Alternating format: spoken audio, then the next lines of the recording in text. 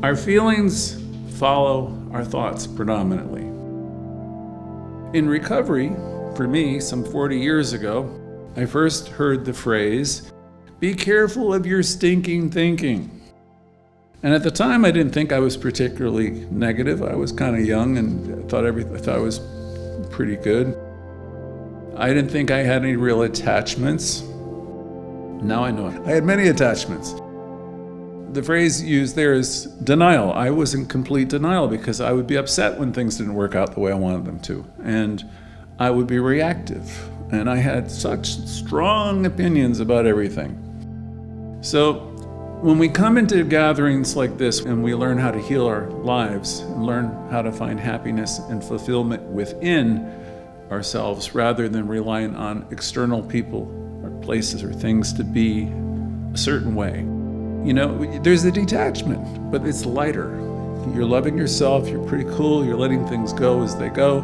You realize people are doing the best they can, you're releasing the need to control, and life gets a lot lighter, more expansive, and all kinds of good things happen because you're getting your ego out of the way and you're letting spirit come in and inform you.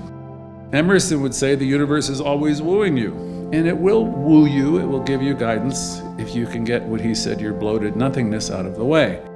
And what he was talking about, he said, get your bloated nothingness out of the way of the divine circuits. So, you exist as a spiritual being, you're one with the one, you have spiritual knowledge and energy within you that's always attempting to give you guidance. So what do I need to do? I need to get out of my own way because, God or source, higher power is in me, operating through me as me, and that same power is in you, operating through you as you. You might be thinking, I can't change, I'm too old, my life is just too messed up. Or I'm insecure, I'm hanging on to this boyfriend no matter what, I'm not gonna let him get away.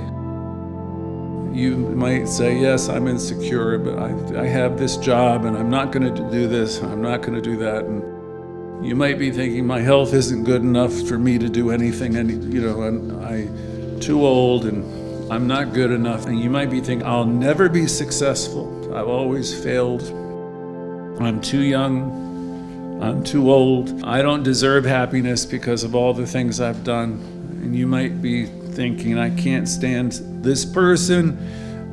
You might be thinking nobody likes you, or I don't like this political group. I don't like this and I don't like that. I'm always going to be broke, or I'm not smart enough, or they're not smart enough. I'm not attractive anymore. I never was. I'm too thin. I'm too fat.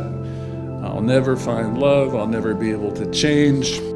So this is the kind of stuff that lives inside of people.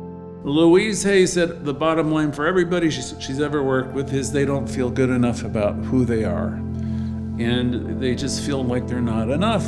And so you try to latch onto something and to make you feel better outside of yourself. And she would lean into the next subject, which is all healing is self-healing.